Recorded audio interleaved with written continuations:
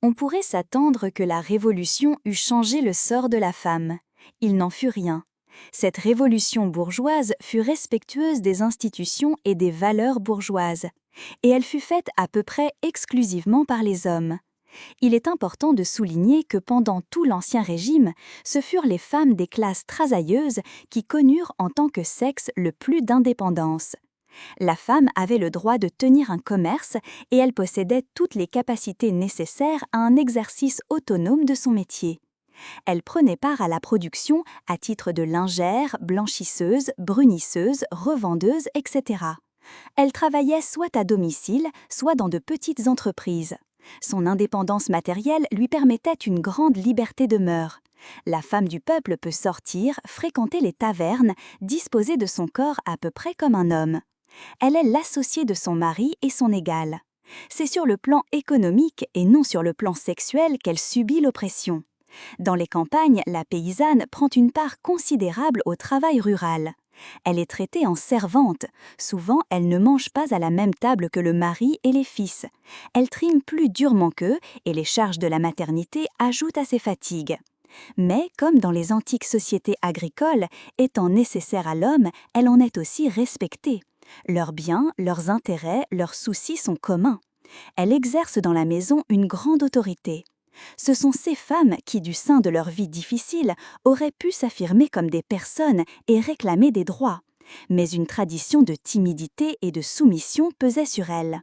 Les cahiers des États généraux ne présentent qu'un nombre presque insignifiant de revendications féminines.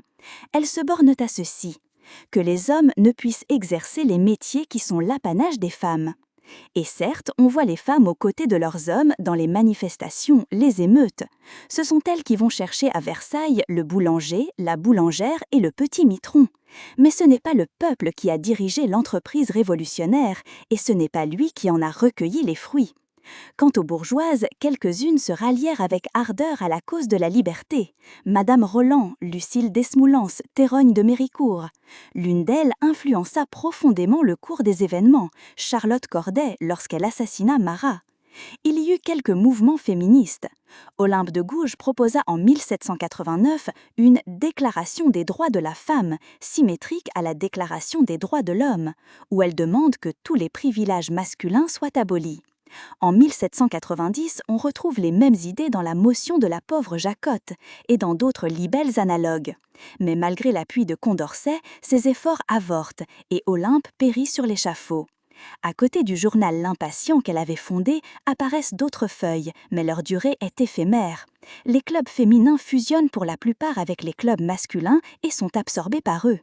Quand le 28 Brumaire 1793, l'actrice Rose Lacombe, présidente de la Société des femmes républicaines et révolutionnaires, accompagnée d'une députation de femmes, force l'entrée du Conseil général, le procureur Chaumette fait retentir dans l'Assemblée des paroles qui semblent inspirées de saint Paul et de saint Thomas. Depuis quand est-il permis aux femmes d'abjurer leur sexe, de se faire homme? La nature a dit à la femme « sois femme ». Les soins de l'enfance, les détails du ménage, les diverses inquiétudes de la maternité, voilà tes travaux. On leur interdit l'entrée du conseil et bientôt même celui des clubs où elles faisaient leur apprentissage politique. En 1790, on a supprimé le droit d'aînesse et le privilège de masculinité. Filles et garçons sont devenus égaux touchant la succession. En 1792, une loi établit le divorce et par là détendit la rigueur des liens matrimoniaux. Mais ce ne furent là que de minces conquêtes. Les femmes de la bourgeoisie étaient trop intégrées à la famille pour connaître entre elles une solidarité concrète. Elles ne constituaient pas une classe séparée susceptible d'imposer des revendications. Économiquement, leur existence était parasitaire. Ainsi, tandis que les femmes qui, malgré leur sexe, auraient pu participer aux événements en étant empêchées en tant que classe, celles de la classe agissante étaient condamnées à demeurer à l'écart en tant que femmes.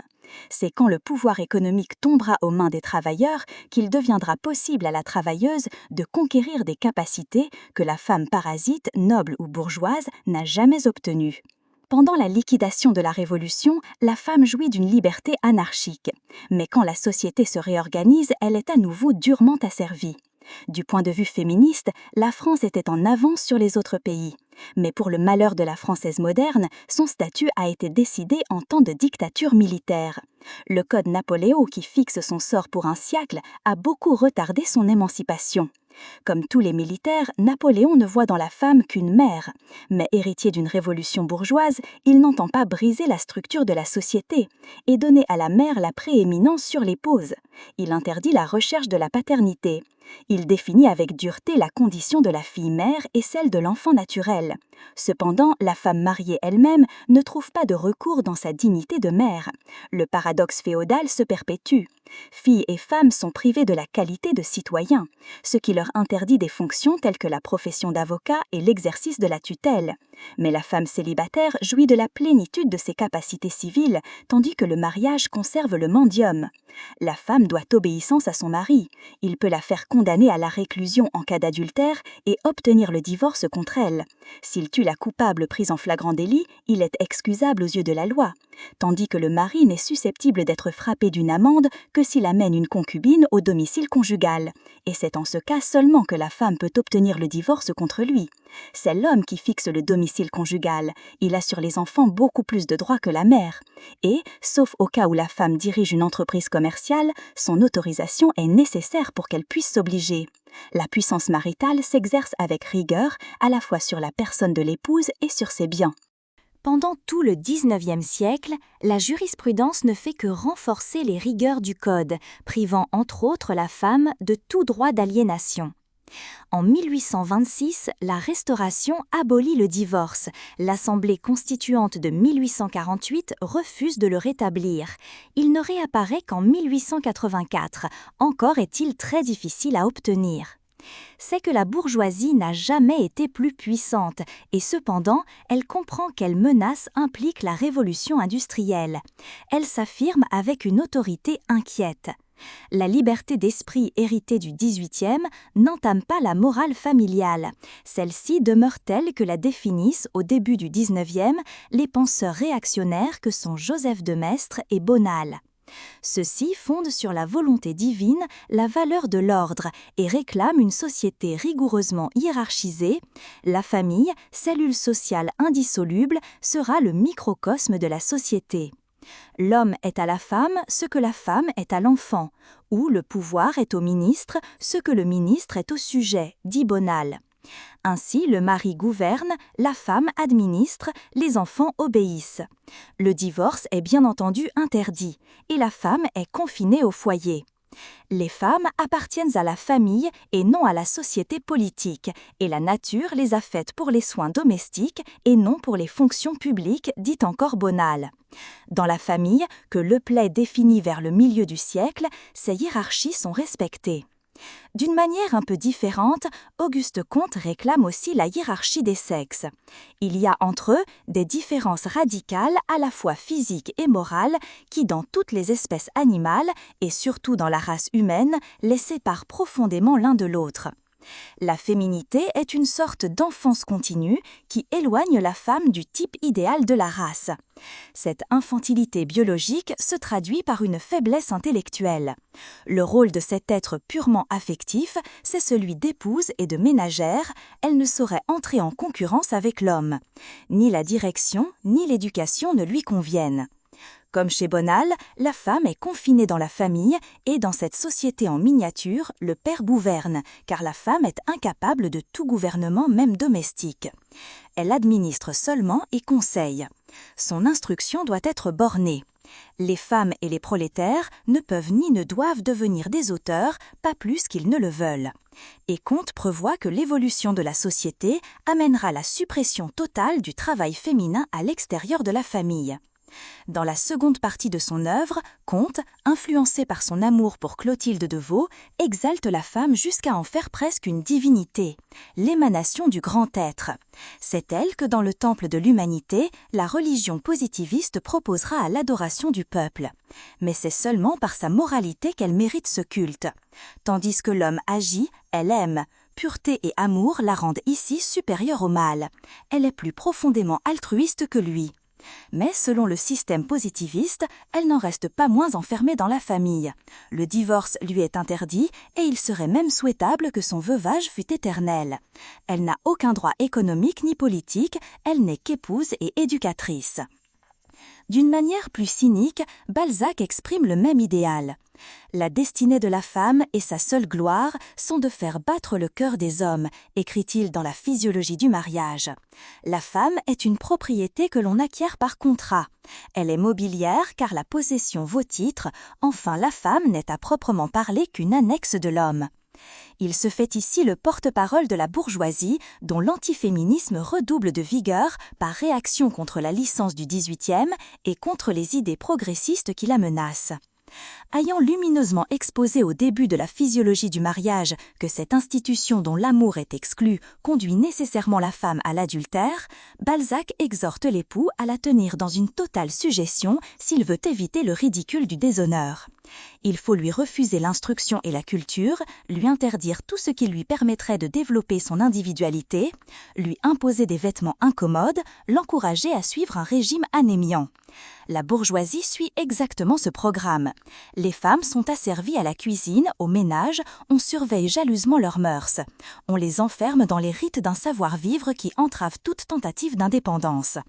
Par compensation, on les honore, on les entoure des plus exquises politesses. La femme mariée est une esclave qu'il faut savoir mettre sur un trône, dit Balzac. Il est convenu qu'en toute circonstance insignifiante, l'homme doit s'effacer devant elle, leur céder la première place.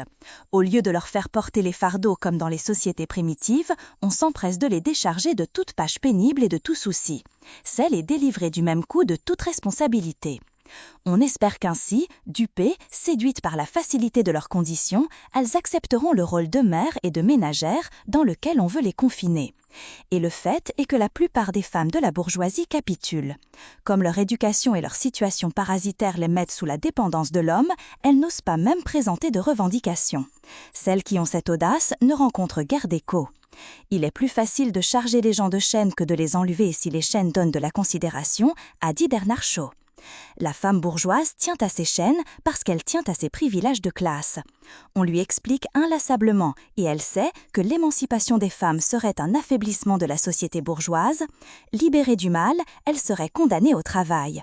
Elle peut regretter de n'avoir sur la propriété privée que des droits subordonnés à ceux de son mari. Elle déplorerait encore davantage que cette propriété fût abolie. Elle n'éprouve aucune solidarité avec les femmes des classes ouvrières. Elle est beaucoup plus proche de son mari que des travailleuses du textile. Elle fait sien ses intérêts. Cependant, ces résistances têtues ne peuvent empêcher la marche de l'histoire. L'avènement du machinisme ruine la propriété foncière, provoque l'émancipation de la classe laborieuse et corrélativement celle de la femme. Tout socialisme arrachant la femme à la famille favorise sa libération. Platon, rêvant d'un régime communautaire, y promettait aux femmes une autonomie analogue à celle dont elles jouissaient à Sparte. Avec les socialismes utopiques de Saint-Simon, Fourier, Cabet, naît l'utopie de la femme libre. L'idée saint-simonienne d'association universelle exige la suppression de tout esclavage, celui de l'ouvrier et celui de la femme. C'est parce que les femmes sont comme les hommes des êtres humains que Saint-Simon, et après lui Leroux, Pecqueux, Carnot, réclament leur affranchissement. Malheureusement, cette thèse raisonnable n'est pas celle qui trouve le plus de crédit dans l'école. Celle-ci exalte la femme au nom de sa féminité, ce qui est le plus sûr moyen de la desservir. Sous prétexte que l'unité sociale, c'est le couple, le père enfantin veut introduire une femme dans chaque couple directeur, qu'il appelle le couple prêtre. Il attend d'une femme messie l'avènement d'un monde meilleur, et les compagnons de la femme s'embarquent pour l'Orient à la recherche de ce sauveur femelle. Il est influencé par Fourier, qui confond l'affranchissement de la femme et la réhabilitation de la chair. Fourier réclame la liberté pour tout individu d'obéir à l'attraction passionnelle. Il veut remplacer le mariage par l'amour. Ce n'est pas dans sa personne, mais dans sa fonction amoureuse qu'il considère la femme. Cabet promet lui aussi que le communisme icarien réalisera une complète égalité des sexes, encore qu'il n'accorde aux femmes qu'une participation restreinte à la vie politique. En fait, les femmes ne tiennent qu'une place secondaire dans le mouvement saint-simonien. Seule Claire Bazard, qui fonde et fait vivre pendant une brève période le journal appelé La Femme Nouvelle, joue un rôle assez important. Beaucoup d'autres petites revues paraissent à la suite, mais leurs revendications sont timides. Elles demandent l'éducation de la femme plutôt que son émancipation. C'est à élever l'instruction des femmes que s'attache Carnot et à sa suite Le Gouvet. L'idée de la femme associée, de la femme régénératrice, se maintient à travers tout le XIXe. On la retrouve chez Victor Hugo. Mais la cause de la femme est plutôt discréditée par ces doctrines qui, au lieu de l'assimiler à l'homme, l'opposent à lui reconnaissant l'intuition, le sentiment et non la raison. Elle est discréditée aussi par la maladresse de ses partisans. En 1848, les femmes fondent des clubs, des journaux. Eugénie Niboyer édite La Voix des femmes, journal auquel collabora Cabet. Une délégation féminine se rendit à l'hôtel de ville pour revendiquer les droits de la femme, mais elle n'obtint rien. En 1849, Jeanne de Coin se présenta à la députation. Elle ouvrit une campagne électorale qui sombra dans le ridicule. Le ridicule tua aussi le mouvement des Vésuviennes et des bloomeristes qui se promenaient en costumes extravagants. Les femmes les plus intelligentes de l'époque restent à l'écart de ces mouvements. Madame de Staël avait lutté pour sa propre cause plutôt que pour celle de ses sœurs. George Sand réclame le droit à l'amour libre, mais elle refuse de collaborer à la voix des femmes. Ses revendications sont surtout sentimentales.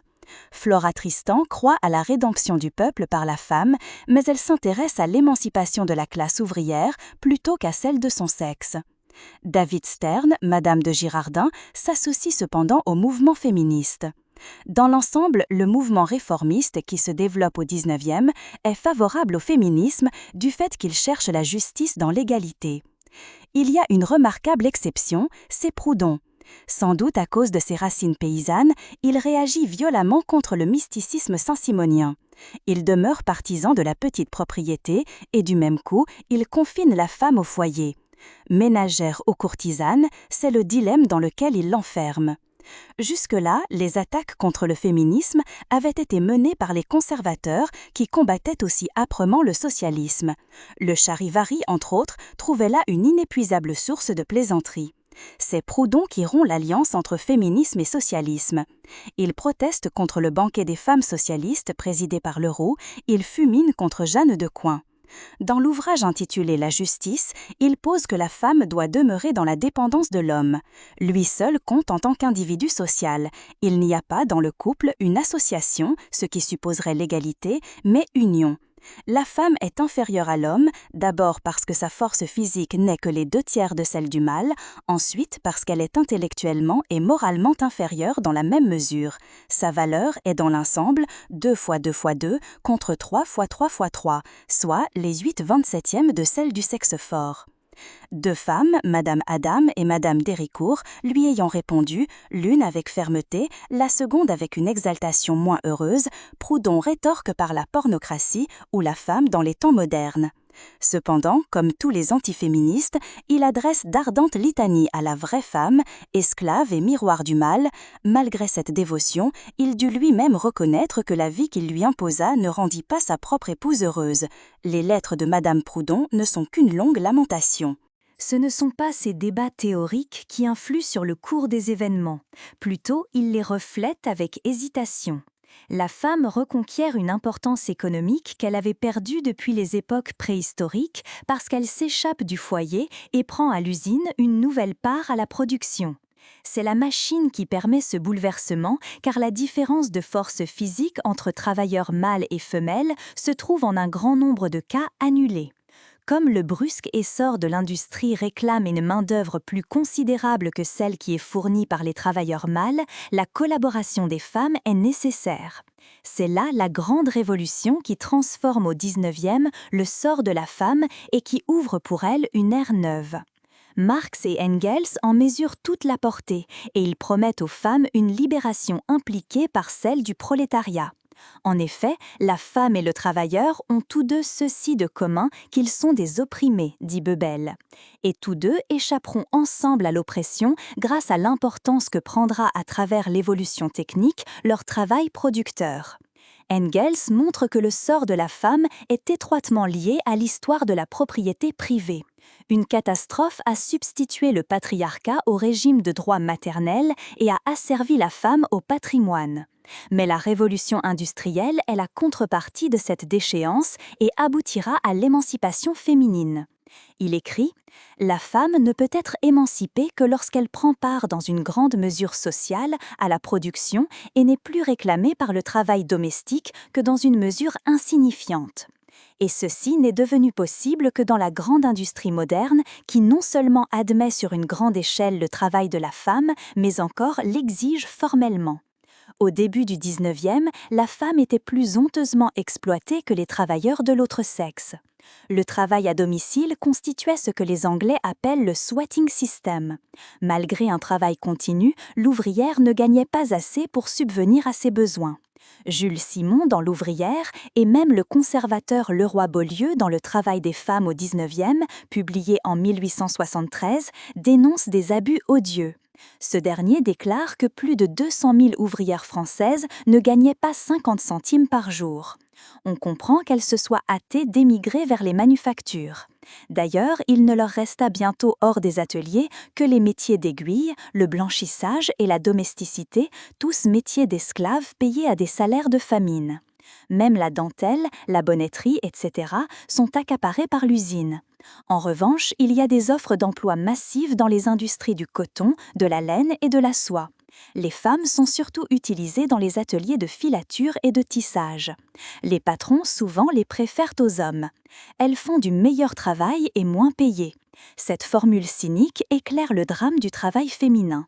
Car c'est par le travail que la femme a conquis sa dignité d'être humain. Mais ce fut une conquête singulièrement dure et lente. Filature et tissage s'accomplissent dans des conditions hygiéniques lamentables. À Lyon, écrit Blanqui, dans les ateliers de passementerie, quelques femmes sont obligées de travailler presque suspendues à des courroies en se servant à la fois de leurs pieds et de leurs mains. En 1831, les ouvrières en soie travaillent l'été dès 3 heures du matin jusqu'à la nuit, l'hiver de 5 heures jusqu'à 11 heures du soir, soit 17 heures par jour. Dans des ateliers souvent malsains où ne pénètrent jamais, dit Norbert Truquin, les rayons du soleil.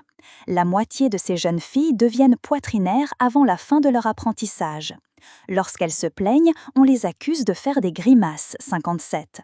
En outre, les commis abusent des jeunes ouvrières. Pour en venir à bout, ils usaient des moyens les plus révoltants, le besoin et la faim, dit l'auteur anonyme. De la vérité sur les événements de Lyon. Il arrive que les femmes cumulent le travail agricole et celui de l'usine.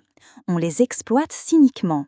Marx raconte dans une note du Capital « Monsieur E, fabricant, me fit connaître qu'il n'employait que des femmes à ces métiers à tisser mécaniques, qu'il donnait la préférence aux femmes mariées et parmi elles à celles qui avaient à la maison de la famille à entretenir parce qu'elles montraient beaucoup plus d'attention et de docilité que devaient travailler jusqu'à l'épuisement de leurs forces pour procurer aux leurs les moyens de subsistance indispensables. C'est ainsi, ajoute Marx, que les qualités propres de la femme sont faussées à son détriment et que tous les éléments moraux et délicats de sa nature deviennent des moyens de l'asservir et de la faire souffrir. » Résumant le Capital et commentant Bebel, G. Derville écrit « Bête de luxe ou bête de somme, voilà ce qu'est presque exclusivement aujourd'hui la femme. Entretenue par l'homme lorsqu'elle ne travaille pas, elle est encore entretenue par lui lorsqu'elle se tue à travailler. » La situation de l'ouvrière était si lamentable que Sismondi, Blanqui, demande qu'on interdise aux femmes l'accès aux ateliers. La cause en est en partie que les femmes n'ont pas su d'abord se défendre et s'organiser en syndicats. Les associations féminines datent de 1848 et au début ce sont des associations de production. Le mouvement progressa avec une extrême lenteur, comme on le voit par les chiffres suivants. En 1905, on compte 69 405 femmes sur une totalité de 791 392 syndiqués. En 1908, on compte 88 906 femmes sur une totalité de 957 120 syndiqués. En 1912, on compte 92 336 femmes sur une totalité de 1 064 413 syndiqués. En 1920, on compte 239 016 ouvrières et employés syndiqués sur 1 580 967 travailleurs, et parmi les travailleuses agricoles, seulement 36 193 syndiqués sur 1 083 957, soit en tout 292 000 femmes syndiquées sur un ensemble de 3 076 585 de travailleurs syndiqués. C'est une tradition de résignation et de soumission, un manque de solidarité et de conscience collective qui les laisse ainsi désarmés devant les nouvelles possibilités qui s'ouvrent à elles. Il résulte de cette attitude que le travail féminin n'a été que lentement et tardivement réglementé.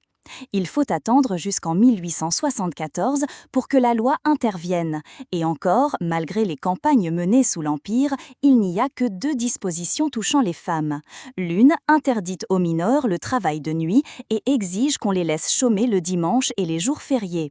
Leur journée de travail est limitée à 12 heures. Quant aux femmes de plus de 21 ans, on se borne à leur défendre le travail souterrain dans les mines et les carrières. La première charte du travail féminin date du 2 novembre 1892. Elle interdit le travail de nuit et limite la journée d'usine. Mais elle laisse la porte ouverte à toutes les fraudes. En 1900, la journée est limitée à 10 heures. En 1905, le repos hebdomadaire est rendu obligatoire. En 1907, la travailleuse obtient la libre disposition de ses gains. En 1909, on garantit des congés payés aux femmes en couche. En 1911, les dispositions de 1892 sont reprises impérativement. En 1913, on règle les modalités concernant le repos des femmes avant et après l'accouchement, on leur interdit les travaux dangereux et excessifs. Peu à peu, une législation sociale se constitue et le travail féminin s'entoure de garanties d'hygiène. On exige des sièges pour les vendeuses, les longues stations aux étalages extérieurs sont interdites, etc.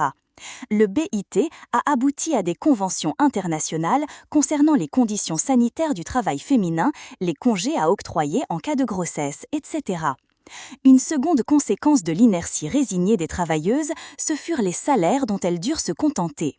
Pourquoi les salaires féminins ont-ils été fixés à un niveau si bas?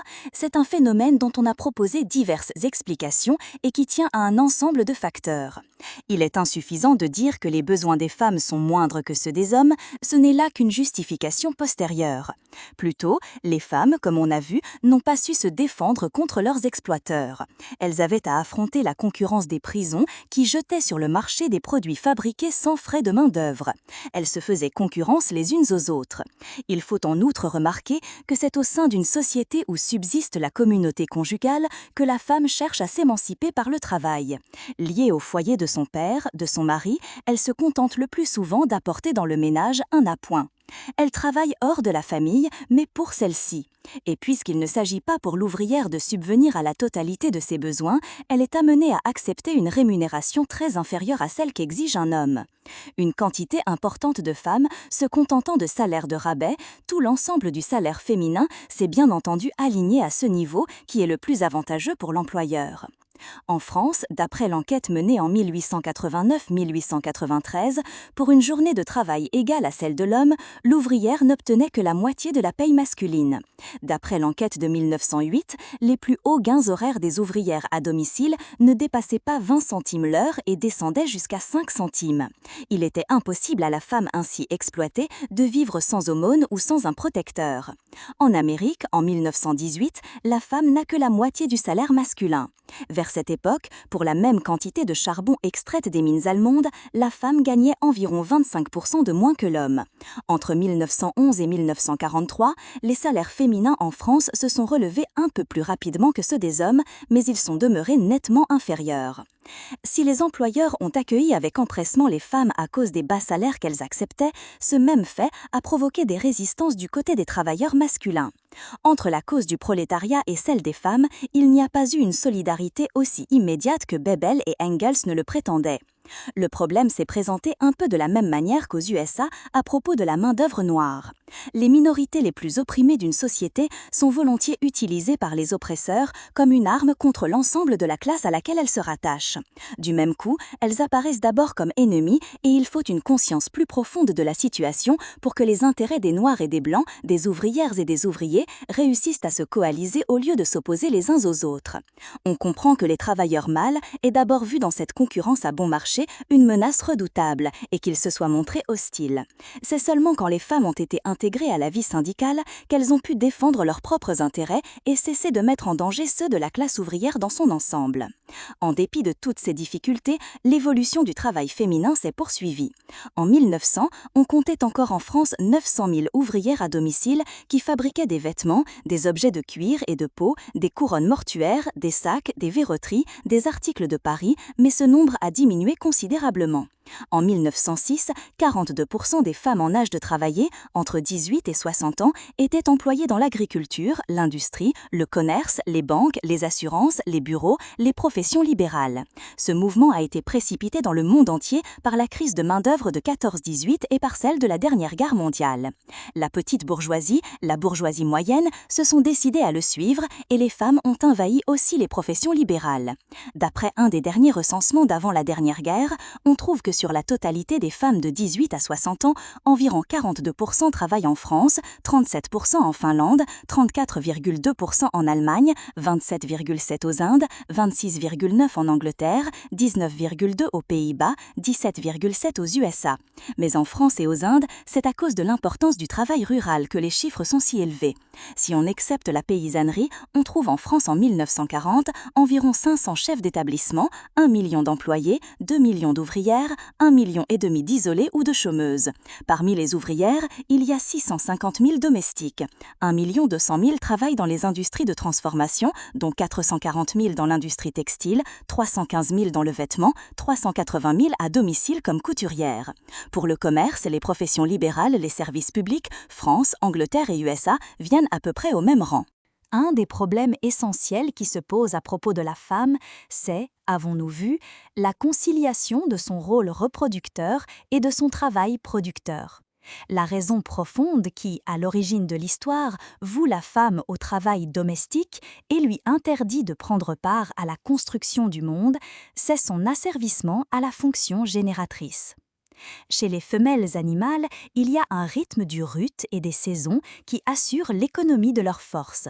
Au contraire, entre la puberté et la ménopause, la nature ne limite pas les capacités de gestation de la femme. Certaines civilisations interdisent les unions précoces. On cite des tribus indiennes où il est exigé qu'un repos d'au moins 2 années soit assuré aux femmes entre leurs accouchements. Mais, dans l'ensemble, pendant de nombreux siècles, la fécondité féminine n'a pas été réglementée. Il existe, dès l'Antiquité 58, des pratiques anticonceptionnelles, généralement à l'usage des femmes, potions, suppositoires, tampons vaginaux. Mais elles restaient le secret des prostituées et des médecins. Peut-être ce secret fut-il connu de ces romaines de la décadence à qui les satiristes reprochent leur stérilité. Mais le Moyen-Âge les ignora, on n'en trouve aucune trace jusqu'au XVIIIe siècle. Pour quantité de femmes, la vie était, en ces temps, une suite ininterrompue de grossesses. Même les femmes de mœurs faciles payaient par de nombreuses maternités leur licence amoureuse. À certaines époques, l'humanité a bien éprouvé le besoin de réduire le nombre de la population. Mais en même temps, les nations redoutaient de s'affaiblir. Dans les époques de crise et de misère, c'est par le retard de l'âge du mariage chez les célibataires que se réalisait un abaissement du taux des naissances. La règle demeurait de se marier jeune et d'avoir autant d'enfants que la femme pouvait en porter. La mortalité infantile, seule, réduisait le nombre des enfants vivants.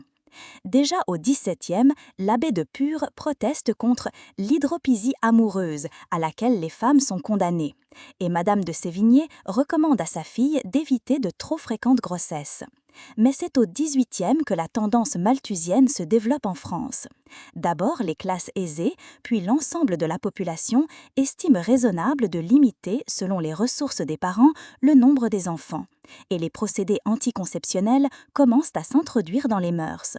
En 1778, le démographe Moreau écrit « Les femmes riches ne sont pas les seules qui regardent la propagation de l'espèce comme une duperie du vieux temps. Déjà, ces funestes secrets inconnus à tout animal autre que l'homme ont pénétré dans la campagne, on trompe la nature jusque dans les villages. La pratique du coitus interruptus se répand dans la bourgeoisie d'abord, puis dans les populations rurales et chez les ouvriers. Le préservatif, qui existait déjà en tant qu'antivénérien, devient un anticonceptionnel qui se répand surtout après la découverte de la vulcanisation, vers 1840. Dans les pays anglo-saxons, le birth control est officiellement autorisé et on a découvert de nombreuses méthodes permettant de dissocier ces deux fonctions, naguère inséparables, fonction sexuelle, fonction reproductrice. Les travaux de la médecine viennoise, en établissant avec précision le mécanisme de la conception et les conditions qui lui sont favorables, ont suggéré aussi les manières de l'éluder. En France, la propagande anticonceptionnelle et la vente de PCR, tampons vaginaux, etc. est interdite, mais le birth control n'en est pas moins répandu. Quant à l'avortement, il n'est nulle part autorisé officiellement par les lois. Le droit romain n'accordait pas de protection spéciale à la vie embryonnaire. Il ne considérait pas le nasciturus comme un être humain, mais comme une partie du corps maternel.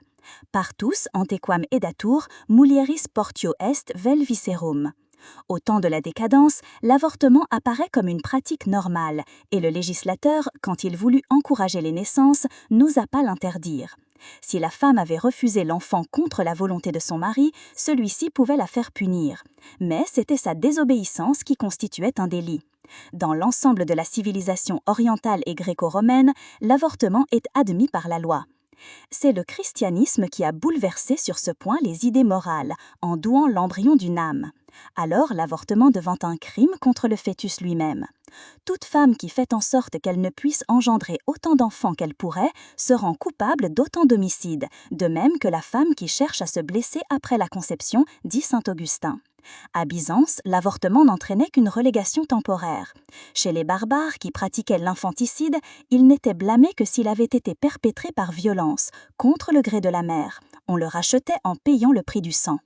Mais les premiers conciles édictent contre cet homicide les peines les plus sévères, quel que soit l'âge présumé du fœtus. Cependant, une question se pose qui fut l'objet de discussions infinies. À quel moment l'âme pénètre-t-elle dans le corps ? Saint Thomas et la plupart des auteurs fixèrent l'animation vers le 40e jour pour les enfants de sexe masculin et le 80e pour ceux du sexe féminin. Alors se fit une distinction entre le fœtus animé et le fœtus inanimé. Au cours du Moyen-Âge, le livre pénitentiel déclare « Si une femme enceinte fait périr son fruit avant 45 jours, elle subit une pénitence d'1 an.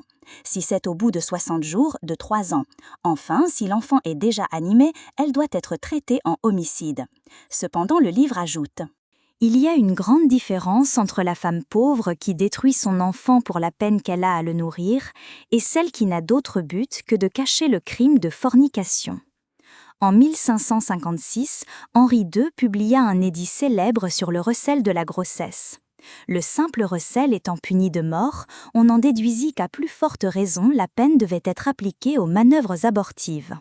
En fait, c'est l'infanticide que visait l'édit, mais on s'en autorisa pour édicter la peine de mort contre les auteurs et complices de l'avortement.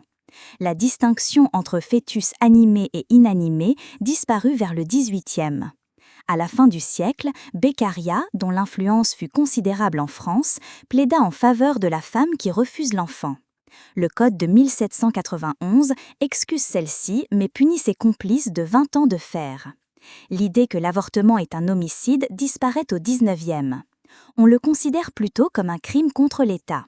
La loi de 1810 le défend absolument sous peine de réclusion et de travaux forcés pour l'avorter et ses complices. En fait, les médecins le pratiquent toujours quand il s'agit de sauver la vie de la mère. Du fait même que la loi est trop sévère, les jurés vers la fin du siècle cessent de l'appliquer. Il n'y avait qu'un nombre infime d'arrestations et on acquittait les 4/5 des accusés. En 1923, une nouvelle loi prévoit encore les travaux forcés pour les complices et auteurs de l'intervention, mais punit la femme seulement de prison ou d'une amende. En 1939, un nouveau décret vise spécialement les techniciens. Aucun sursis ne leur sera plus accordé. En 1941, l'avortement a été décrété crime contre la sûreté de l'État. Dans les autres pays, c'est un délit sanctionné par une peine correctionnelle. En Angleterre, cependant, c'est un crime de félonie puni par la prison ou les travaux forcés. Dans l'ensemble, codes et tribunaux ont beaucoup plus d'indulgence pour l'avorter elle-même que pour ses complices. Cependant, l'Église n'a en rien relâché sa rigueur.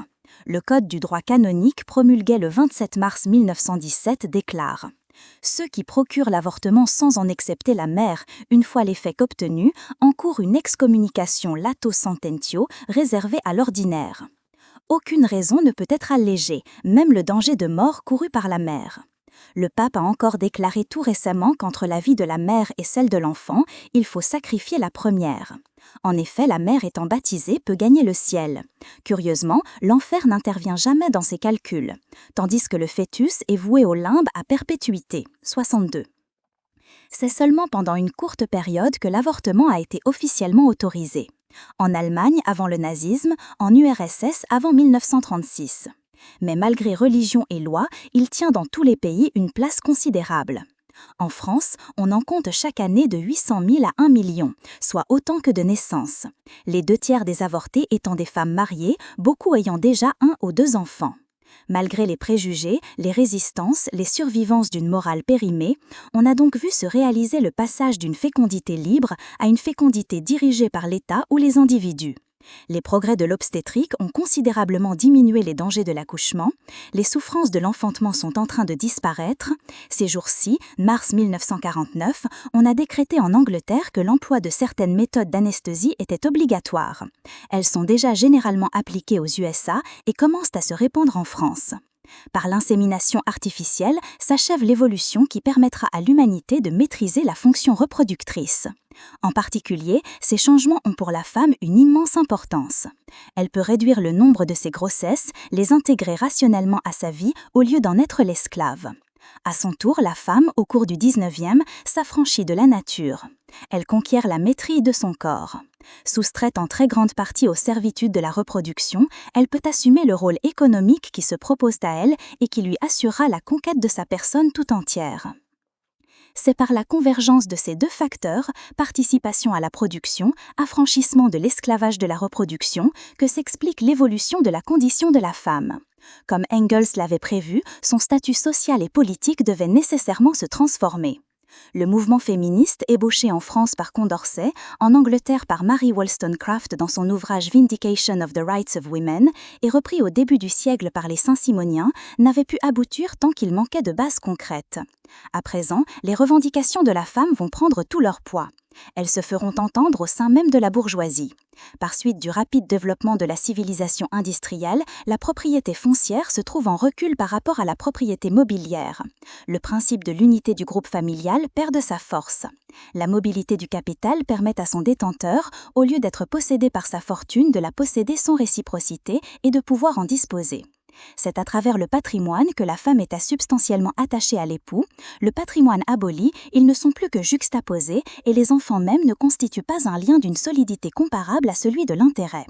Ainsi, l'individu va s'affirmer contre le groupe. Cette évolution est particulièrement frappante en Amérique où triomphe la forme moderne du capitalisme. Le divorce va y fleurir et mari et femme n'apparaissent plus que comme des associés provisoires. En France, où la population rurale est importante, où le Code Napoléon a mis en tutelle la femme mariée, l'évolution sera lente. En 1884, le divorce est rétabli et la femme peut l'obtenir au cas où le mari commet l'adultère. Cependant, sur le terrain pénal, la différence des sexes est maintenue.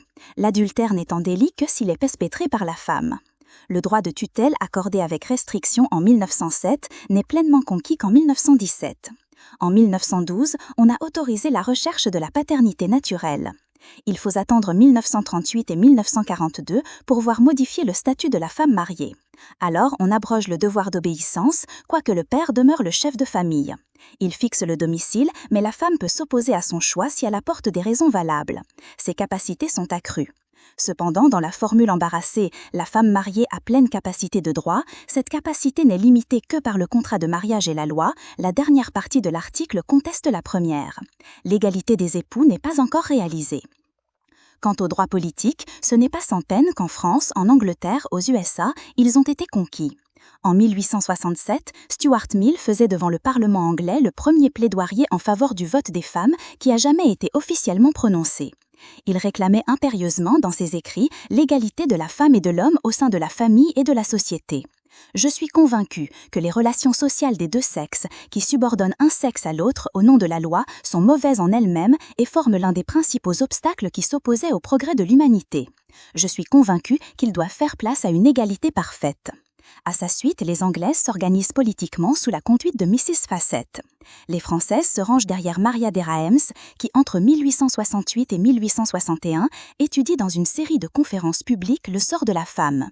Elle soutient une vive controverse contre Alexandre Dumas fils, qui conseillait au mari trahi par une femme infidèle, tue-la.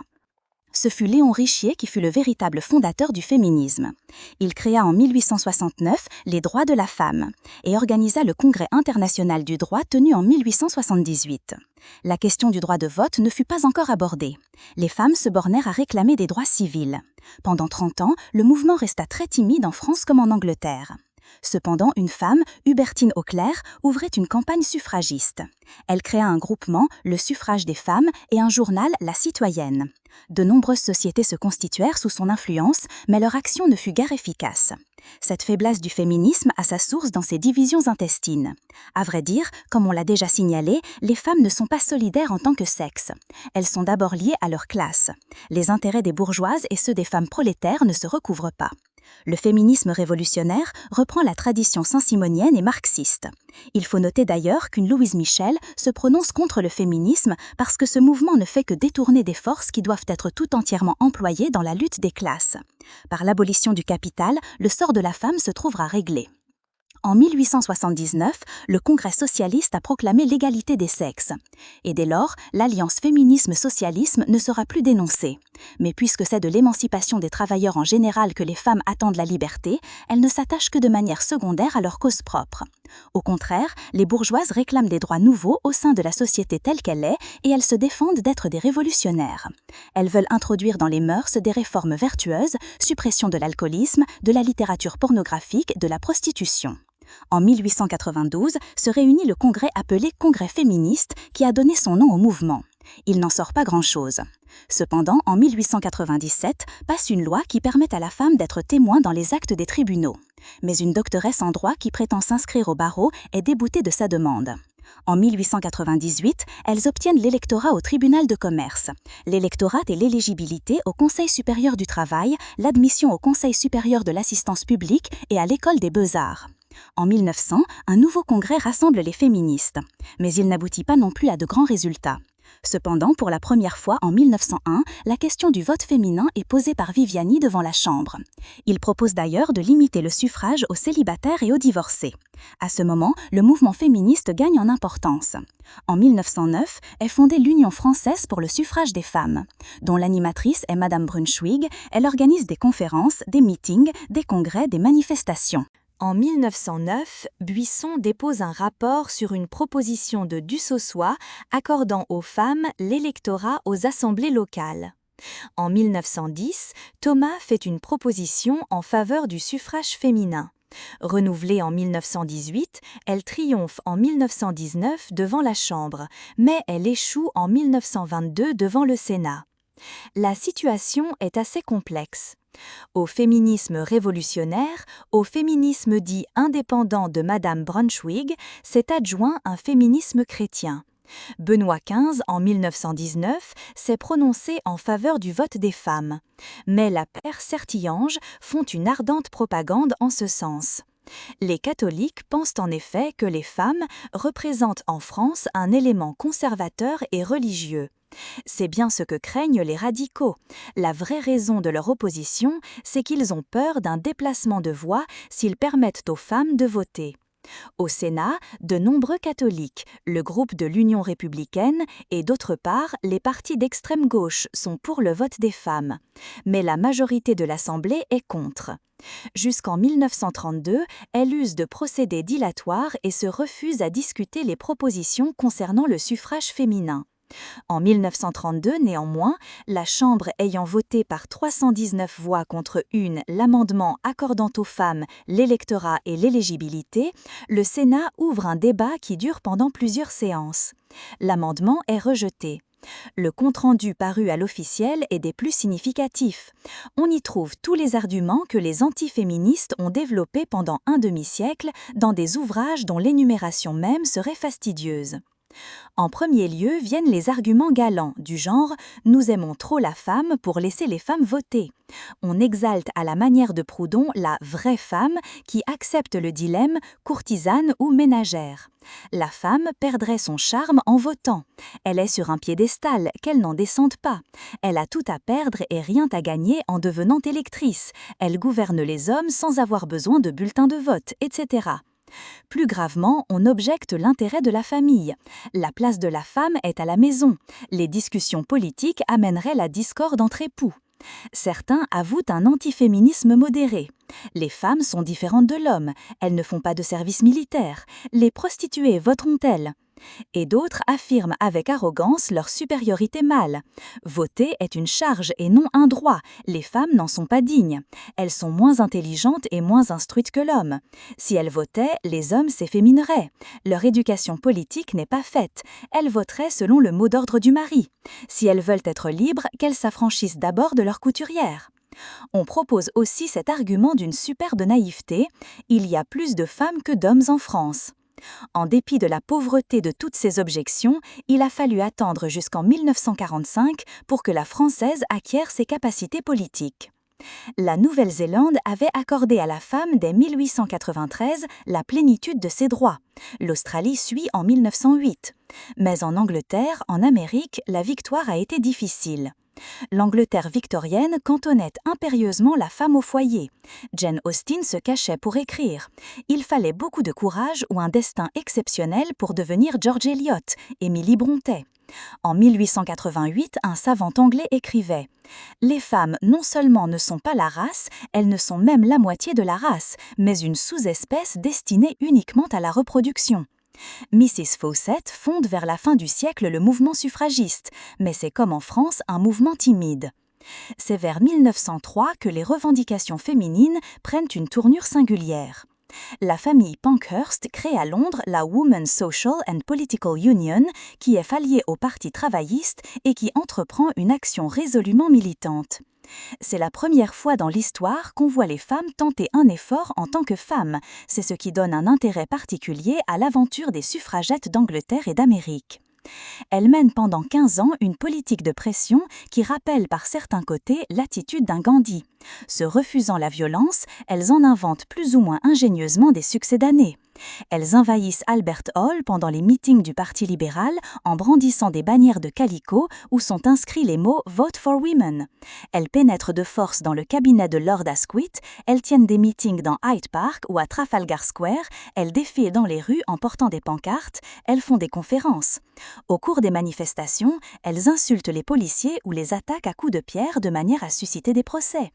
En prison, elles adoptent la tactique de la grève de la faim. Elles récoltent des fonds, elles rassemblent autour d'elles des millions de femmes et d'hommes.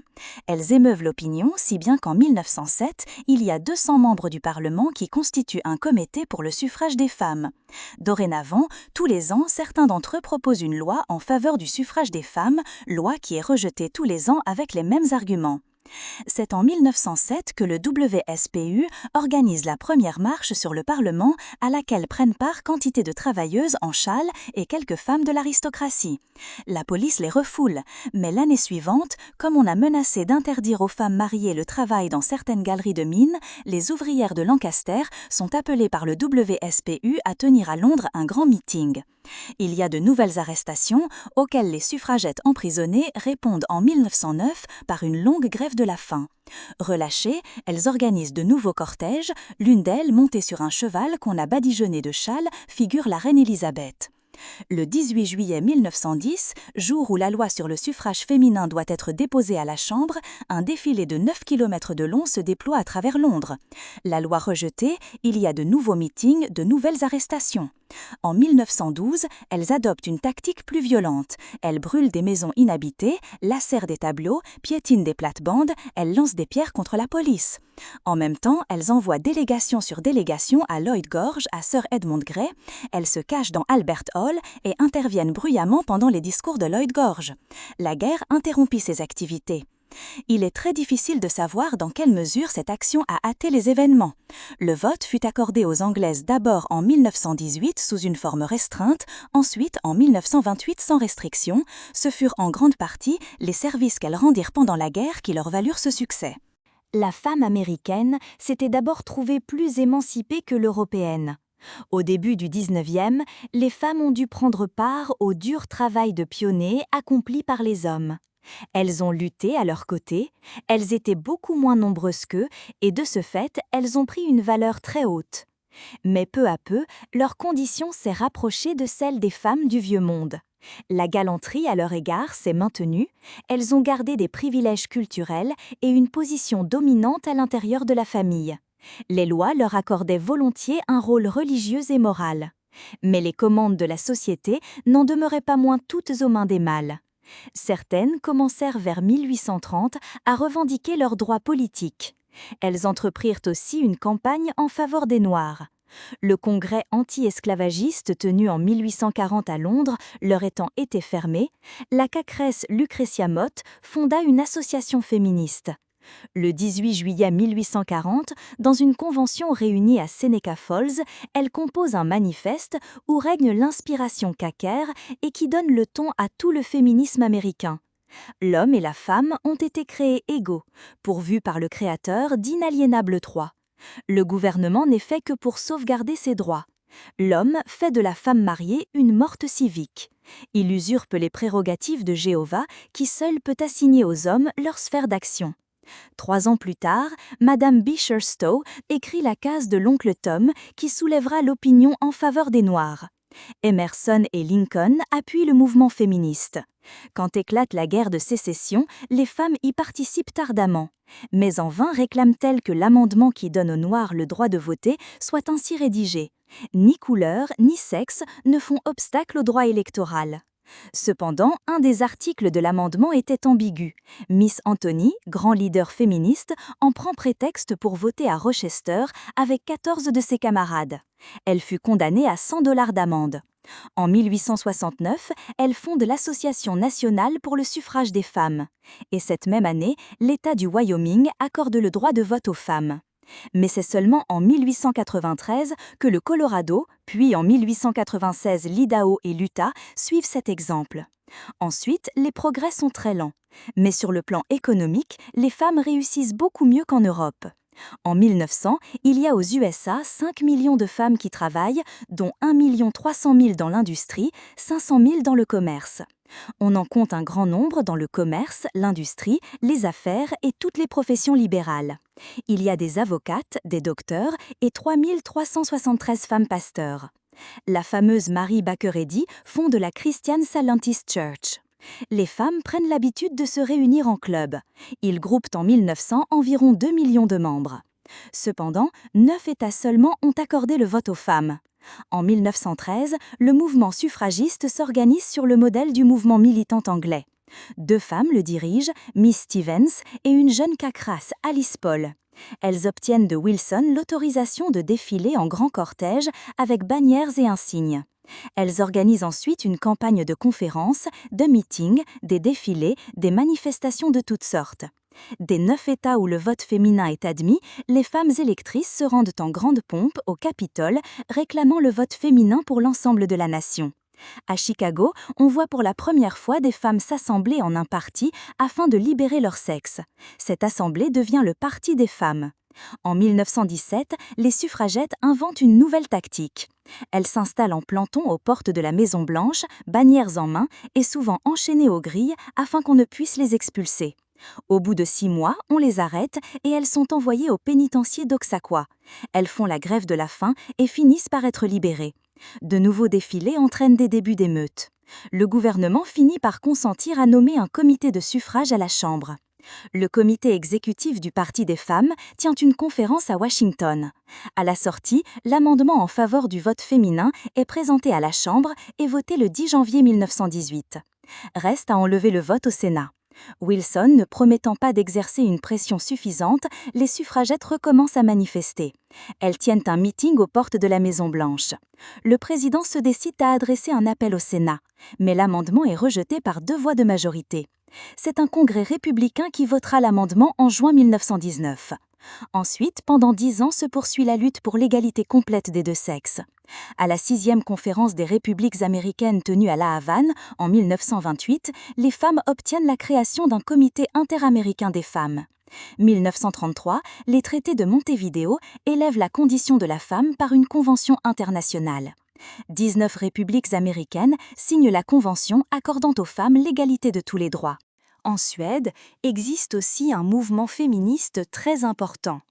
Au nom des vieilles traditions, les Suédoises revendiquent le droit à l'instruction, au travail, à la liberté. Ce sont surtout les femmes de lettres qui mènent le combat, et c'est l'aspect moral du problème qui les intéresse d'abord. Puis, groupées en puissantes associations, elles gagnent les libéraux, mais se heurtent à l'hostilité des conservateurs. Les Norvégiennes en 1907, les Finlandaises en 1906 obtiennent le suffrage que les Suédoises attendront encore pendant des années. Les pays latins, comme les pays d'Orient, oppriment la femme par la rigueur des mœurs encore plus que par celle des lois. En Italie, le fascisme a systématiquement freiné l'évolution du féminisme. Recherchant l'alliance de l'Église, respectant la famille et prolongeant une tradition d'esclavage féminin, l'Italie fasciste a doublement asservi la femme, au pouvoir public et à son mari. La situation a été très différente en Allemagne. En 1790, l'étudiant Hippel avait lancé le premier manifeste du féminisme allemand. Au début du 19e, avait fleuri un féminisme sentimental analogue à celui de George Sand. En 1848, la première féministe allemande, Louise Otto, réclamait le droit pour les femmes d'aider à la transformation de leur pays. Son féminisme était essentiellement nationaliste. Elle fondait, en 1865, l'Association générale des femmes allemandes. Cependant, les socialistes allemands réclament, avec Bebel, l'abolition de l'inégalité des sexes. Clara Zetkin entre en 1892 dans les conseils du parti. On voit apparaître des associations ouvrières féminines et des unions de femmes socialistes groupées en une fédération. Les Allemandes échouent en 1914 à faire établir une armée nationale des femmes, mais elles participent ardemment à l'effort de guerre. Après la défaite allemande, elles obtiennent le droit de vote et prennent part à la vie politique. Rosa Luxembourg lutte dans le groupe Spartacus aux côtés de Liebknecht et meurt assassinée en 1919. La majorité des Allemandes s'est prononcée pour le Parti de l'Ordre. Plusieurs d'entre elles siègent au Reichstag. C'est donc à des femmes émancipées qu'Hitler a imposé à nouveau l'idéal de Napoléon. Küche, Kirche, Kinder. La présence d'une femme déshonorerait le Reichstag, a-t-il déclaré. Comme le nazisme était anti-catholique et anti-bourgeois, il a donné à la mère une place privilégiée. La protection accordée aux filles mères et aux enfants naturels affranchit en grande partie la femme du mariage.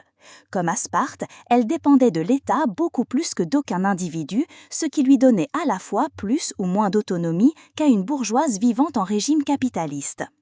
C'est en URSS que le mouvement féministe a pris le plus d'ampleur. Il s'est ébauché à la fin du 19e parmi les étudiantes de l'intelligentsia. Elles sont moins attachées à leur cause personnelle qu'à l'élection révolutionnaire en général. Elles vont au peuple et luttent contre l'Okhrana selon les méthodes nihilistes. Vera Zasulich exécute en 1878 le préfet de police Trépeau. Pendant la guerre russo-japonaise, les femmes dans beaucoup de métiers remplacent les hommes. Elles prennent conscience d'elles-mêmes et l'Union russe pour les droits de la femme réclame l'égalité politique des sexes. Au sein de la première Douma se crée un groupe parlementaire des droits de la femme, mais qui n'a pas d'efficacité. C'est de la Révolution que viendra l'émancipation des travailleuses. Déjà, en 1905, elles avaient largement participé aux grèves politiques de masse déclenchées dans le pays. Elles étaient montées sur les barricades. En 1917, quelques jours avant la Révolution, à l'occasion de la Journée internationale des femmes, le 8 mars, elles manifestent en masse dans les rues de Saint-Pétersbourg en exigeant du pain, la paix et le retour de leur mari. Elles prennent part à l'insurrection d'octobre. Entre 1918 et 1920, elles jouent un grand rôle économique et même militaire dans la lutte de l'URSS contre les envahisseurs. Fidèle à la tradition marxiste, Lénine a lié l'émancipation des femmes à celle des travailleurs. Il leur a donné l'égalité politique et l'égalité économique. L'article 122 de la Constitution de 1936 pose que, en URSS, la femme jouit des mêmes droits que l'homme dans tous les domaines de la vie, économique, officiel, culturel, public et politique. Et ces principes ont été précisés par l'Internationale communiste. Elle réclame égalité sociale de la femme et de l'homme devant la loi et dans la vie pratique, transformation radicale du droit conjugal et du code de la famille, reconnaissance de la maternité comme fonction sociale, mise à la charge de la société des soins et de l'éducation des enfants et adolescents, lutte civilisatrice organisée contre l'idéologie et les traditions qui font de la femme une esclave. Dans le domaine économique, les conquêtes de la femme ont été éclatantes. Elle a obtenu l'égalité des salaires avec les travailleurs mâles et elle a intensément participé à la production. Par là, elle a pris une importance politique et sociale considérable.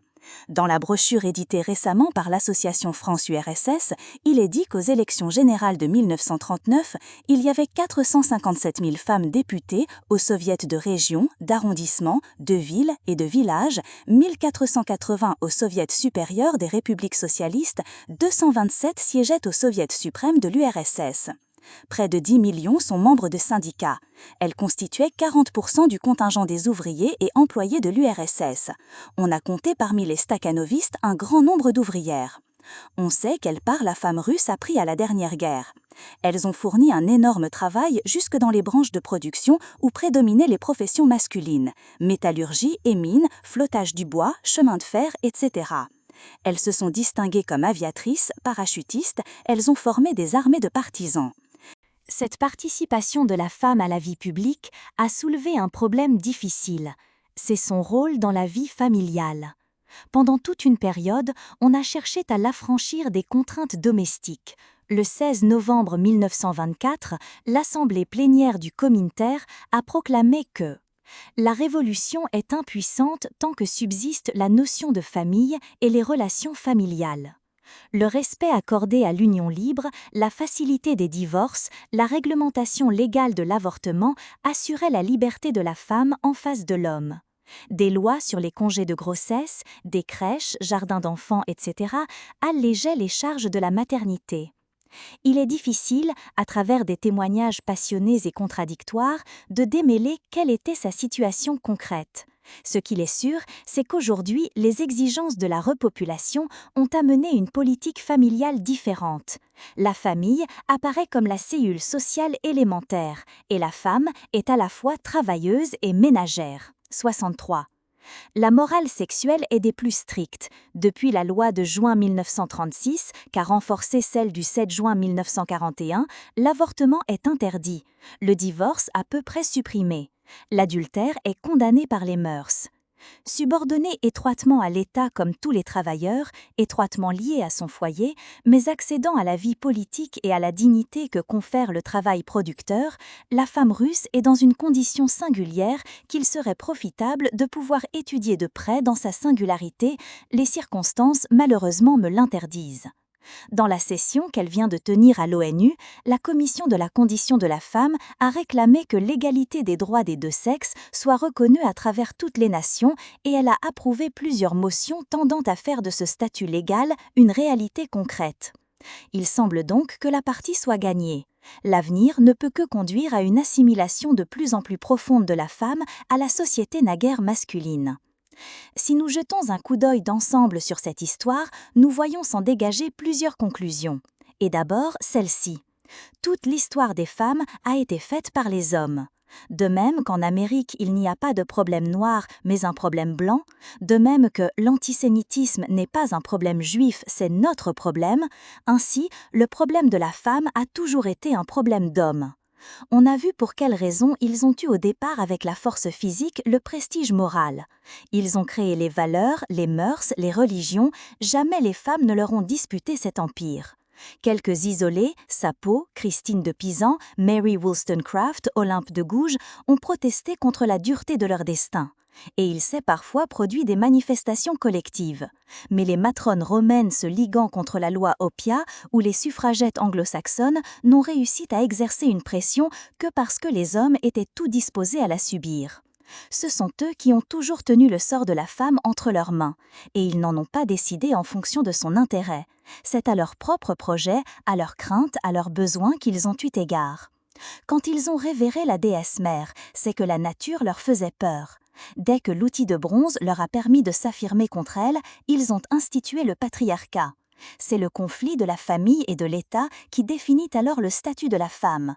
C'est l'attitude du chrétien en face de Dieu, du monde et de sa propre chair qui s'est reflétée dans la condition qu'il lui a assignée. Ce qu'on a appelé au Moyen-Âge « querelle des femmes », ce fut une querelle entre clercs et laïcs à propos du mariage et du célibat. C'est le régime social, fondé sur la propriété privée, qui a entraîné la tutelle de la femme mariée. Et c'est la révolution technique réalisée par les hommes qui a affranchi les femmes d'aujourd'hui. C'est une évolution de l'éthique masculine qui a amené la réduction des nombreuses familles par le birth control et partiellement affranchi la femme des servitudes de la maternité. Le féminisme lui-même n'a jamais été un mouvement autonome. Ce fut en partie un instrument aux mains des politiciens, en partie un épiphénomène reflétant un drame social plus profond. Jamais les femmes n'ont constitué une caste séparée, et en vérité, elles n'ont pas cherché à jouer en tant que sexe un rôle dans l'histoire. Les doctrines qui réclament l'avènement de la femme en tant qu'elle est chair, vie, immanence, qu'elle est l'autre, sont des idéologies masculines qui n'expriment aucunement les revendications féminines. La majorité des femmes se résignent à leur sort sans tenter aucune action. Celles qui ont essayé de le changer ont prétendu non s'enfermer dans leur singularité et la faire triompher, mais la surmonter. Quand elles sont intervenues dans le cours du monde, c'est en accord avec les hommes dans des perspectives masculines. Cette intervention, dans l'ensemble, a été secondaire et épisodique. Les classes où les femmes jouissaient d'une certaine autonomie économique et participaient à la production étaient les classes opprimées et, en tant que travailleuses, elles étaient encore plus esclaves que les travailleurs mâles. Dans les classes dirigeantes, la femme était parasite et, comme telle, asservie aux lois masculines. Dans les deux cas, l'action lui était à peu près impossible. Le droit et les mœurs ne coïncidaient pas toujours, et entre eux, l'équilibre s'établissait de manière que la femme ne fut jamais concrètement libre. Dans l'ancienne République romaine, les conditions économiques donnent à la matrone des pouvoirs concrets, mais elle n'a aucune indépendance légale. Il en va souvent de même dans les civilisations paysannes et dans la petite bourgeoisie commerçante, maîtresse servante à l'intérieur de la maison, la femme est socialement une mineure. Inversement, dans les époques où la société se désagrège, la femme s'émancipe. Mais en cessant d'être vassale de l'homme, elle perd son fief. Elle n'a qu'une liberté négative qui ne trouve à se traduire que par la licence et la dissipation. Ainsi, pendant la décadence romaine, la Renaissance, le XVIIIe siècle, le Directoire. Ou bien elle trouve à s'employer, mais elle est asservie. Ou elle est affranchie, mais elle n'a plus rien à faire d'elle-même. Il est remarquable, entre autres, que la femme mariée ait eu sa place dans la société, mais n'y ait joui d'aucun droit, tandis que la célibataire, fille honnête ou prostituée, avait toutes les capacités de l'homme. Mais jusqu'à ce siècle, elle était plus ou moins exclue de la vie sociale. De cette opposition du droit et des mœurs a résulté, entre autres, ce curieux paradoxe. L'amour libre n'est pas défendu par la loi, tandis que l'adultère est un délit. Souvent, cependant, la jeune fille qui faute est déshonorée, tandis que l'inconduite de l'épouse est considérée avec indulgence. Quantité de jeunes filles du XVIIe à nos jours se mariaient afin de pouvoir prendre librement des amants. Par cet ingénieux système, la grande masse des femmes est étroitement tenue en lisière. Il faut des circonstances exceptionnelles pour que, entre ces deux séries de contraintes, ou abstraites ou concrètes, une personnalité féminine réussisse à s'affirmer. Les femmes qui ont accompli des œuvres comparables à celles des hommes sont celles que la force des institutions sociales avait exaltées au-delà de toute différenciation sexuelle. Isabelle la catholique, Élisabeth d'Angleterre, Catherine de Russie n'étaient ni mâles ni femelles, des souverains. Il est remarquable que, socialement abolie, leur féminité n'ait plus constitué une infériorité. La proportion des reines qui eurent de grands règnes est infiniment supérieure à celle des grands rois. La religion opère la même transformation. Catherine de Sienne, Sainte Thérèse sont par-delà toute condition physiologique des âmes saintes. Leur vie séculière et leur vie mystique, leurs actions et leurs écrits s'élèvent à des hauteurs où peu d'hommes ont jamais atteint. On est en droit de penser que si les autres femmes échouèrent à marquer profondément le monde, c'est qu'elles étaient confinées dans leurs conditions. Elles n'ont guère pu intervenir que d'une manière négative ou oblique. Judith, Charlotte Corday, Vera Zasulich assassinent. Les frondeuses conspirent. Pendant la Révolution, pendant la Commune, des femmes luttent aux côtés des hommes contre l'ordre établi. À une liberté sans droit, sans pouvoir, il est permis de se radir dans le refus et la révolte, tandis qu'il lui est interdit de participer à une construction positive. Tout au plus réussira-t-elle à s'immiscer par un chemin détourné dans les entreprises masculines. Aspasie, Madame de Maintenon, la princesse des Ursins furent des conseillères écoutées. Encore a-t-il fallu qu'on consentît à les écouter. Les hommes exagèrent volontiers l'étendue de ces influences quand ils veulent convaincre la femme qu'elle a la plus belle part. Mais en fait, les voix féminines se tassent là où commence l'action concrète. Elles ont pu susciter des guerres, non suggérer la tactique d'une bataille. Elles n'ont guère orienté la politique que dans la mesure où la politique se réduisait à l'intrigue. Les vraies commandes du monde n'ont jamais été aux mains des femmes. Elles n'ont pas agi sur les techniques ni sur l'économie, elles n'ont pas fait ni défait des États, elles n'ont pas découvert des mondes. C'est par elles que certains événements ont été déclenchés, mais elles ont été prétexte beaucoup plus qu'agents. Le suicide de Lucrèce n'a eu qu'une valeur de symbole. Le martyre demeure permis à l'opprimé. Pendant les persécutions chrétiennes, au lendemain de défaites sociales ou nationales, des femmes ont joué un rôle de témoin. Mais jamais un martyr n'a changé la face du monde. Même les manifestations et les initiatives féminines n'ont pris de valeur que lorsqu'une décision masculine les a efficacement prolongées. Les Américaines groupées autour de Madame Beecher-Stowe soulèvent violemment l'opinion contre l'esclavage. Mais les vraies raisons de la guerre de sécession ne furent pas d'ordre sentimental. La Journée des femmes du 8 mars 1917 a peut-être précipité la Révolution russe. Elle ne fut cependant qu'un signal. La plupart des héroïnes féminines sont d'une espèce baroque. Des aventurières, des originales remarquables, moins par l'importance de leurs actions que par la singularité de leur destinée. Ainsi, Jeanne d'Arc, Madame Roland, Flora Tristan, si on les compare à Richelieu, à Danton, à Lénine, on voit que leur grandeur est surtout subjective. Ce sont des figures exemplaires plutôt que des agents historiques. Le grand homme jaillit de la masse et il est porté par les circonstances. La masse des femmes est en marge de l'histoire, et les circonstances sont pour chacune d'elles un obstacle et non un tremplin. Pour changer la face du monde, il faut y être d'abord solidement ancré. Mais les femmes, solidement enracinées dans la société, sont celles qui lui sont soumises. À moins d'être désignées pour l'action par droit divin, et en ce cas elles se sont montrées aussi capables que les hommes, l'ambitieuse, l'héroïne sont des monstres étranges. C'est seulement depuis que les femmes commencent à se sentir chez elles sur cette terre qu'on a vu apparaître une Rosa Luxembourg, une Madame Curie. Elles démontrent avec éclat que ce n'est pas l'infériorité des femmes qui a déterminé leur insignifiance historique, c'est leur insignifiance historique qui les a vouées à l'infériorité. Le fait est flagrant dans le domaine où elles ont le mieux réussi à s'affirmer, c'est-à-dire le domaine culturel. Leur sort a été profondément lié à celui des lettres et des arts. Déjà chez les Germains, les fonctions de prophétesse, de prêtresse revenaient aux femmes. Parce qu'elles sont en marge du monde, c'est vers elles que les hommes vont se tourner quand ils s'efforcent par la culture de franchir les bornes de leur univers et d'accéder à ce qui est autre. Le mysticisme courtois, la curiosité humaniste, le goût de la beauté qui s'épanouit dans la Renaissance italienne, la préciosité du XVIIe, l'idéal progressiste du XVIIIe amènent sous des formes diverses une exaltation de la féminité. La femme est alors le principal pôle de la poésie, la substance de l'œuvre d'art. Les loisirs dont elle dispose lui permettent de se consacrer au plaisir de l'esprit. Inspiratrice, juge, publique de l'écrivain, elle devient son émule. C'est elle souvent qui fait prévaloir un mode de sensibilité, une éthique qui alimente les cœurs masculins et ainsi elle intervient dans son propre destin. L'instruction des femmes est une conquête en grande partie féminine.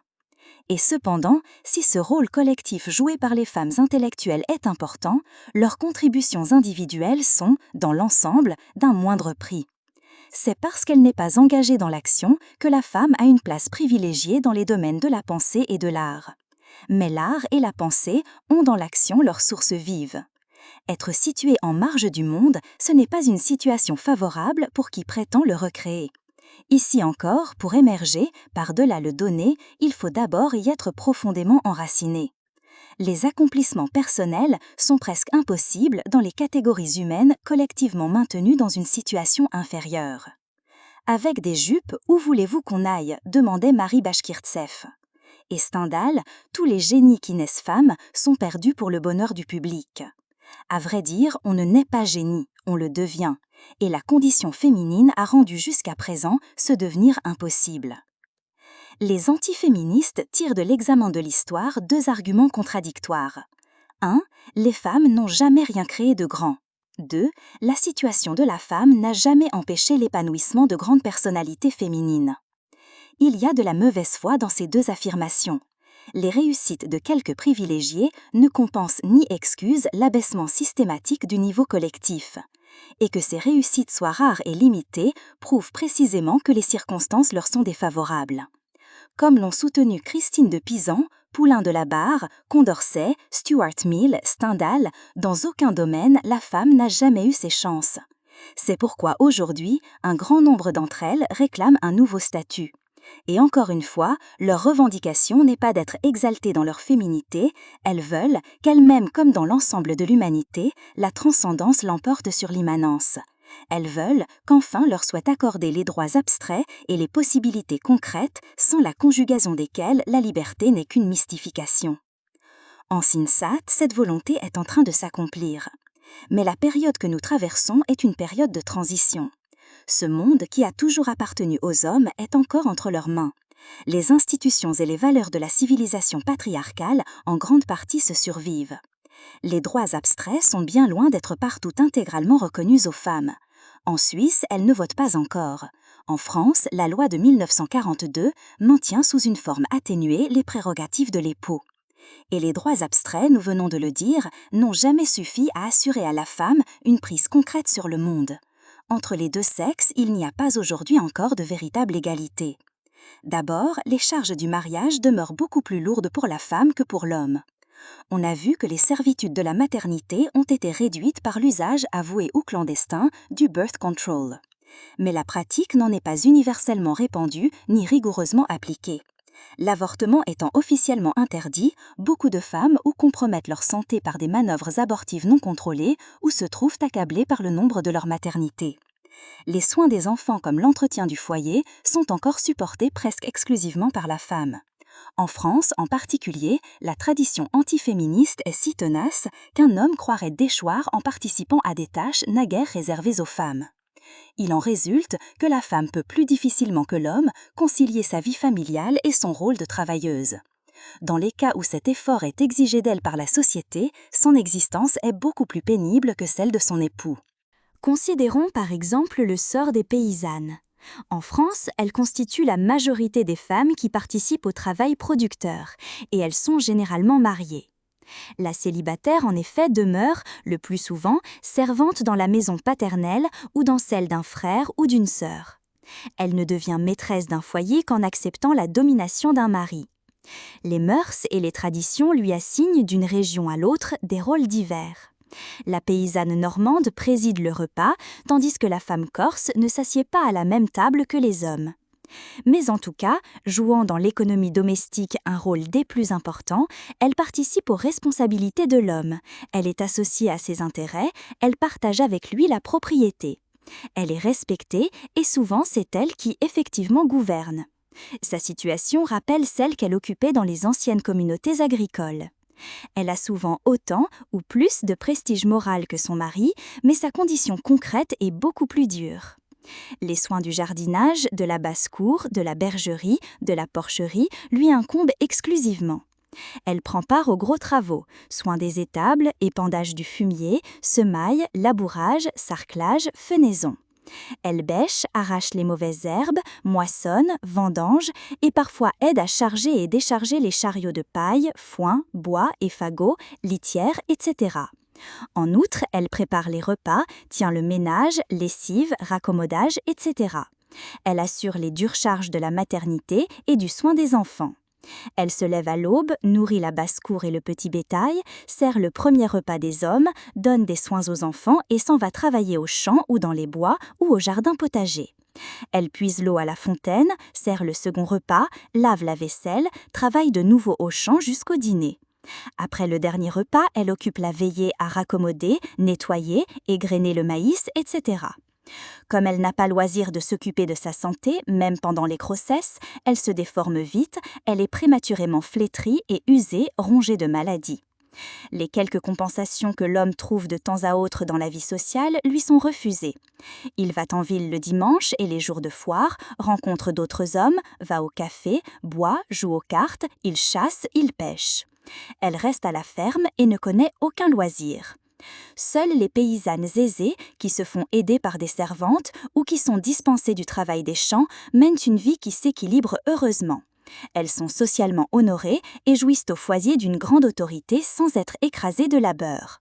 Mais la plupart du temps, le travail rural réduit la femme à la condition de bête de somme. La commerçante, la patronne qui dirige une petite entreprise ont été de tout temps des privilégiées. Elles sont les seules à qui le code est reconnu depuis le Moyen-Âge des capacités civiles.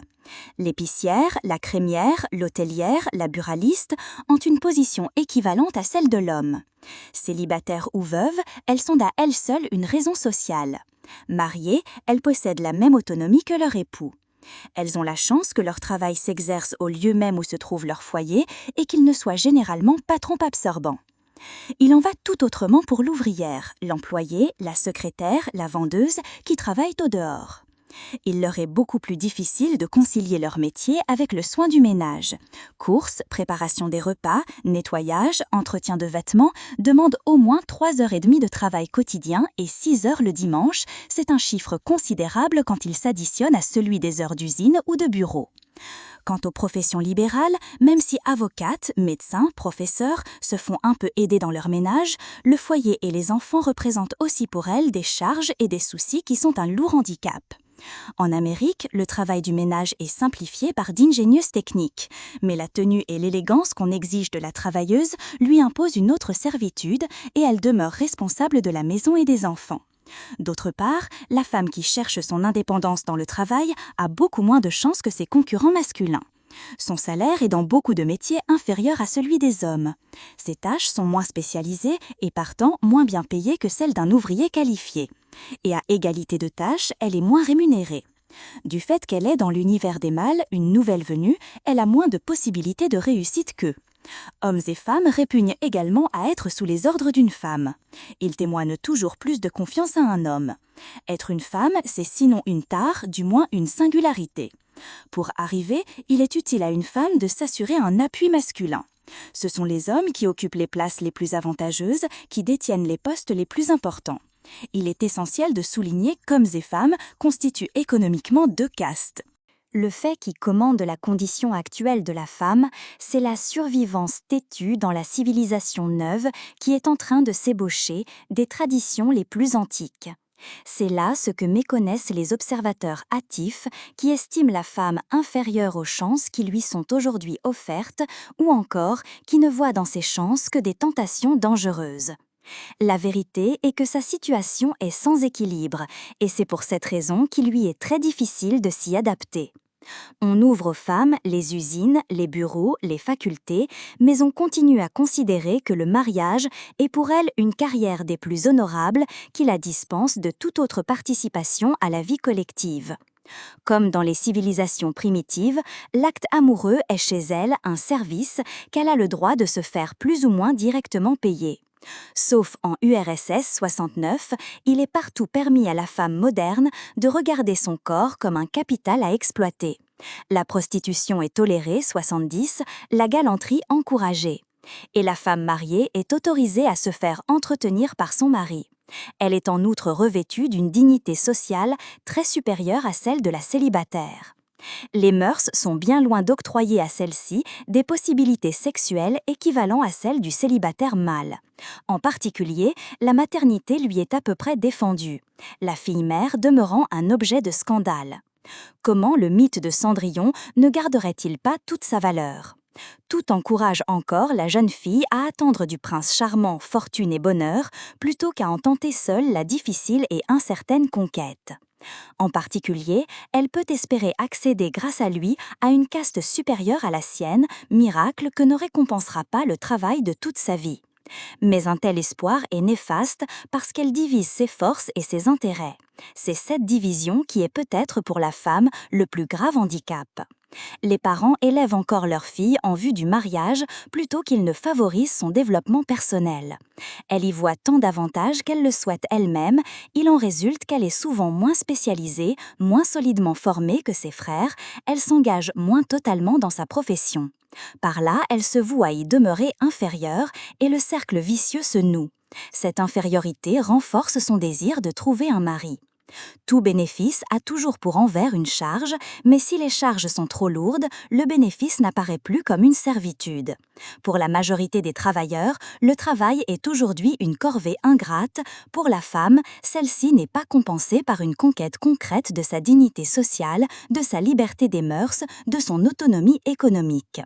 Il est naturel que nombre d'ouvrières, d'employés, ne voient dans le droit au travail qu'une obligation dont le mariage les délivrerait.